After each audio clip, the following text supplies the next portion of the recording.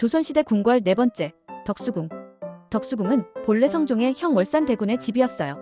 왕실 소유였지만 궁궐은 아니었죠.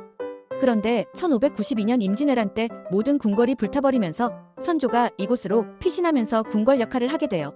임진왜란이 끝나고 다시 창덕궁이 재건되었지만 광해군은 이곳을 보존하며 경운궁이라는 이름을 붙였어요. 하지만 이후 왕실에서 점점 멀어지면서 궁으로서의 기능이 약해졌죠. 1897년 고종이 아관파천 러시아 공사관으로 피신해서 돌아온 뒤 다시 궁으로 사용하면서 덕수궁의 전성기가 시작돼요. 대한제국을 선포하고 황제의 궁으로 삼으며 개혁을 추진하죠. 이때부터 서양식 건물석 조전, 정관원 등이 들어오면서 한국 전통과 서양 건축이 공존하는 독특한 궁궐이 되었어요. 하지만 대한제국이 강제로 병합되면서 고종은 강제 퇴위당했고 덕수궁도 축소되었어요. 원래는 지금보다 훨씬 넓었는데 일본이 궁궐 일부를 헐어버리고 도로와 공원을 만들었죠. 덕수궁은 조선시대 궁궐 중에서도 가장 서양식과 전통이 어우러진 궁이에요. 왕과 왕비의 로맨스부터 흥미진진한 역사적 사건까지 연인의 데이트를 더욱 특별하게 만들어줄 이야기들을 소개할게요. 1. 대한문 황제의 품격, 입장. 덕수궁의 정문이에요. 원래 대한문이었지만 대한제국 선포 이후 대한문으로 바뀌었어요. 조선 왕궁은 보통 정문이 남쪽을 향하는데 대한문은 서쪽을 보고 있어요. 일제강점기 때 고의적으로 길을 틀어놓았다는 이야기가 있죠.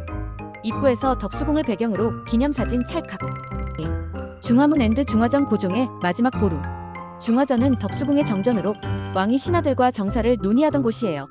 고종이 대한제국을 선포하고 황제가 되었던 역사적 공간이죠. 중화전 앞마당에 놓인 품계석 신하들이 서던 자리는 한번 보면 절대 못 잊을 거예요.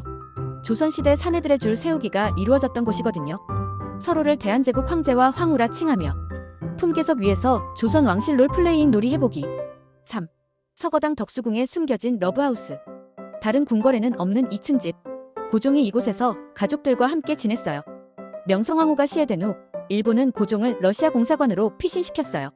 그리고 다시 덕수궁으로 돌아온 후 고종은 이곳에서 살았죠.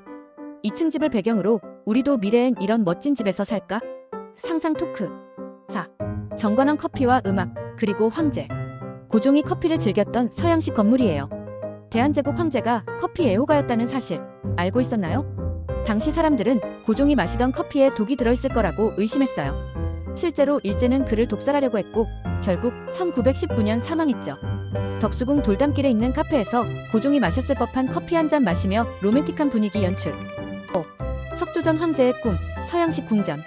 궁궐 안에 웬 서양식 건물이? 고종이 대한제국을 꿈꾸며 지은 유럽풍 궁전이에요. 석조전은 본래 황제가 외국 사절을 맞이하는 공간으로 쓰였어요. 하지만 정작 고종은 이곳에서 단 한 번도 편안히 살지 못했죠. 영화 속 귀족처럼 건물을 배경으로 우아한 포즈로 사진 찍기. 6. 덕홍정 고종이 떠난 곳. 고종이 생을 마감한 곳이에요. 그의 사망 원인은 아직도 미스터리죠. 1919년 고종이 일본에 의해 독살되었다는 설이 강하게 퍼졌어요. 이 사건은 3.1운동의 도화선이 되었죠. 여기선 조금 숙연한 마음으로 대한제국의 마지막 황제를 떠올리며 이야기 나눠보기. 7. 함령전 마지막 황제의 침실. 고종이 실제로 생활했던 공간이에요. 고종은 이곳에서 생활하면서도 일본의 감시를 받았어요. 우리라면 이런 궁궐에서 어떻게 살았을까? 로맨틱한 상상 토크. 8. 고종의 길, 황제의 마지막 산책로. 이 길은 대한제국의 마지막 황제였던 고종이 자주 걸었던 길이에요. 고종은 나라를 잃어가는 아픔을 씹으며 이 길을 걸었을 거예요. 고종이 걸었던 길을 함께 걸으며 역사적 의미를 되새겨보는 데이트 어떠셨어요? 좋으셨다면 구독과 좋아요 부탁드려요. 덕수궁 돌담길 속설. 연인과 덕수궁 돌담길을 걸으면 헤어진다는 말이 있어요. 하지만 사실 이 길 옆에는 과거 가정법원이 있어서 이혼하러 가는 사람들이 많았을 뿐이에요. 그러니 두 손 꼭 잡고 걸어도 문제 없어요.